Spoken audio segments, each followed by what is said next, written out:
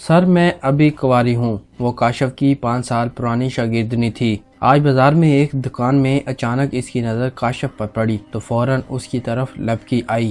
اتنے جوش و خروش سے ملی کہ وہ شاگرد نہیں بلکہ کوئی پرانی دوست لگ رہی تھی۔ اس نے کہا کہ سر میں ابھی کنواری ہوں، آپ کب فری ہوتے ہیں؟ میں گھر آؤں گی۔ اسے باتوں باتوں میں یہ دھیان بھی نہ رہا کہ کاشف کے ساتھ اس کی بیوی بھی ہے اور اس کی شادی ابھی کچھ ماہ پہلے ہی ہوئی ہے اور ابھی فریقین شک و شبہ کی کیفیت سے مکمل آزاد بھی نہ ہوئے تھے۔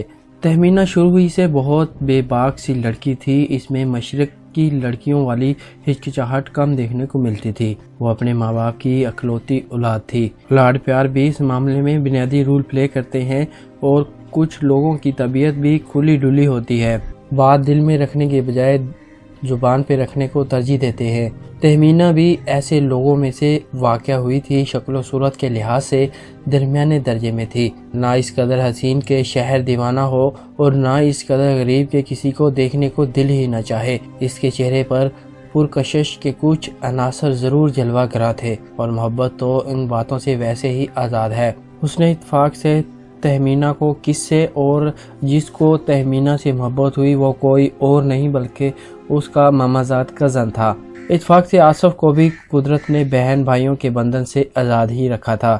دونوں کی رہائش بھی ایک ہی محلے میں تھی اور دونوں ہم عمر ہونے کے ساتھ ساتھ ہم مزاج بھی تھے۔ دل کے کھرے زبان کے نڈر اور دل و زبان کی یکجائی کسی کو ملتی ہے۔ دونوں کو ایک دوسرے کے یہ عادت بہت پسند تھی۔ بی اے کی تیاری کے لیے جب تہمینہ کاشف صاحب کے پاس اکیڈمی رکھی تو اسے لانے اور لے جانے کی ذمہ داری آصف کی کندھوں پر ڈال دی۔ تہمینہ کی کلاس کی لڑکیاں اکثر تعجب کا اظہار کرتی کہ تہمینہ کو کوئی پوچھنے والا نہیں کہ اپنے کزن کے ساتھ ایسے پھرتی ہے، جیسے تہمینہ کو یہ بات اتنی بری نہ لگتی کیونکہ وہ اصل بات بھی جانتی تھی اور اسے کسی کا ڈر بھی نہیں تھا۔ لیکن جب کاشف صاحب نے خود ایک دن اسے ایسی باتوں پر کچھ سمجھانے کی کوشش کی تو اس نے انہیں صاف صاف بتا دیا کہ اس کی آصف سے منگنی ہو چکی ہے اور وہ جلد ہی شادی بھی کرنے والی ہے۔ ان کے درمیان کسی قسم کا کوئی غلط تعلق ہرگز نہیں ہے۔ یہ اس کی مجبوری ہے کہ آصف کے علاوہ اسے اکیڈمی لانے اور لے جانے والا کوئی نہیں ہے۔ کاشف صاحب ان باتوں سے کافی زیادہ مطمئن ہو گئے تھے اور کچھ ہی دنوں بعد ان کو سرکاری ملازمت ملنے سے انہیں کسی دوسرے شہر جانا پڑا۔ ایک دن آصف تہمینہ کو اس کے گھر ڈراپ کرنے لگا تو اسے پتہ چلا کہ اس کی ماں باپ بھی تہمینہ کے گھر آئے ہوئے ہیں۔ اس نے تہمینہ سے جانے کی اجازت چاہی تو اس نے اسے اندر آنے کو کہا۔ وہ اندر گئے تو دونوں کے والدین ان کی شادی کی تاریخ طے کرنے کی باتیں کر رہے تھے۔ یہ باتیں گھر میں ویسے بھی کچھ دنوں سے چل رہی تھی۔ دونوں کے والدین ان کی محبت اور قربت سے خوش تھے اور ان کو جلد ہی ازدواجی زندگی میں اکٹھا کر دینا چاہتے تھے، کیونکہ زمانے کی زبان کو کون روک سکتا ہے؟ زمانے کی زبان کو کوئی نہیں روک سکتا تو زمانے کی چال کو بھی کوئی نہیں روک سکتا۔ گھر میں انتہائی خوشی اور شادمانی کا سما تھا۔ دونوں خاندانوں کو ایک دوسرے سے بہتر مل بھی نہ سکتا تھا اور سب سے بڑی بات کہ لڑکا لڑکی ایک دوسرے کو حد سے زیادہ چاہتے تھے۔ ابھی دل مستقل کے جھولے میں بیٹھنے کا سوچ ہی رہے تھے کہ قسمت نے اپنا ستم کر دکھایا۔ اچانک دروازے پر دستک ہوئی اور آصف سمجھا کوئی دوست یا رشتہ دار آیا ہوگا۔ اس نے دروازہ کھولا۔ 3 آدمی پینٹ شرٹ پہنے، آنکھوں پر کالی اینک لگائے زبردستی اندر گھس آئے۔ انہوں نے اندر آتے ہی ریوالور نکال لیے اور آدمی کے ہینڈز اپ کروا دیے اور خواتین سے کہا کہ جو کچھ پہنا ہے اتار دیں اور جو کچھ رکھا ہے خود ہی نکال کے ان کے حوالے کر دیں۔ یہ تو کوئی فلمی سین کی کیفیت بن گئی، لیکن یہ حقیقت تھی کہ کوئی خواب یا ڈرامہ نہ تھا۔ گھر میں سناٹا چھا گیا۔ موبائل بھی انہوں نے اپنے قبضے میں لے لیے اور تمام افراد کو خوب ڈرا دیا۔ سب سہم کے 2 افراد لوٹنے میں مصروف تھے اور ایک گھر والوں پر ریوالور تانے کھڑا تھا۔ کوئی آدمی گھنٹوں تک انہیں اپنا کام تسلی سے کیا۔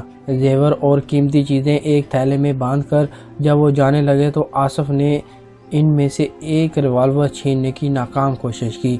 انہوں نے اس پر فائر کر دیا، پھر دوسرا فائر کیا تو آصف کے دل کے قریب لگا اور وہ ڈکیٹ فرار ہو چکے تھے۔ آصف زمین پہ گرا آخری سانس لے رہا تھا اور اس کے چاہنے والے خاص طور پر تہمینہ اس کے جسم سے لپٹ کر ناقابل بیان انداز میں رو رہی تھی۔ خون بہہ رہا تھا اور آصف کا وجود ٹھنڈا ہو رہا تھا۔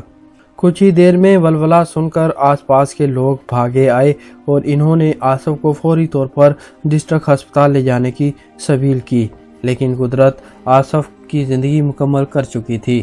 مرنے والوں کے ساتھ مرا تو نہیں جاتا، لیکن مرنے والوں کو اپنی زندگی میں رکھا تو جا سکتا ہے۔ تہمینہ نے اسی لمحے زندگی بھر کا قصہ تمام کر دیا کہ وہ اب زندگی رہے گی صرف اور صرف آصف کی مگیتر بن کر۔ وہ اسی کے رہے گی، چاہے اسے اس جہاں میں ملے یا اس دنیا کی تنہائی ملے یا پھر کچھ بھی، رہے گی تو صرف آصف کی اور آصف کی یاد سے بہلائے گی، لیکن وہ کنواری ہی رہے گی۔ کاشف اور تہمینہ کی اس واقعے کے بعد کبھی ملاقات نہ ہو سکی، لیکن کاشف کو پتہ چل گیا کہ تہمینہ کے ساتھ ایسا ہو چکا ہے۔ کاشف کی بیوی کو بھی جب ان ساری باتوں کا علم ہوا تو اس نے کاشف سے کہا کہ آپ تہمینہ کو گھر بلائیں، میں اسے اپنی چھوٹی بہن بنانا چاہوں گی اور اس کے غم میں شرکت کر کے اپنے حصے کا غم بانٹنا چاہوں گی۔ خواتین حضرات، انسانوں سے پیار و محبت اور ضرورت مند انسانوں کی مدد کر کے عمل کو ہر دین و مذہب میں تحسین کی نظر سے دیکھا جاتا ہے، لیکن دین اسلام نے خدمت انسانیت کو بہترین اخلاق اور عظیم عبادت قرار دیا ہے۔ اللہ تعالیٰ نے انسان کو یکساں صلاحیتوں اور اوصاف سے نہیں نوازا، بلکہ ان کے درمیان فرق و تفاوت رکھا ہے، اور یہی فرق و تفاوت اس کائنات رنگ و بو کا حسن و جمال ہے۔ وہ رب چاہتا تو ہر ایک کو خوبصورت، مالدار اور صحت یاب پیدا کر دیتا، لیکن یہ یک رنگی تو اس کی شان اخلاقی کے خلاف ہوتی، اور جس کا امتحان کی خاطر انسان کو پیدا کیا، شاید اس امتحان کا مقصد بھی فوت ہو جاتا۔ اس علیم و حکیم رب نے جس کو بہت کچھ دیا ہے اس کو بھی امتحان ہے، جسے محروم رکھا اس کا بھی امتحان ہے۔ وہ رب اس بات کو پسند کرتا ہے کہ معاشرے کی ضرورت مند اور مستحق افراد کی مدد ان کے وہ بھائی بند کریں جن کو اللہ نے اپنے فضل سے نوازا ہے، تاکہ انسانوں کے درمیان باہمی الفت و محبت کے رشتے بھی استوار ہوں اور دینے والوں کو اللہ کی رضا اور گناہوں کی بخشش بھی ملے گی۔ خواتین حضرات، امید ہے کہ آج کی ویڈیو آپ کے لیے کافی فائدہ مند رہی ہوگی۔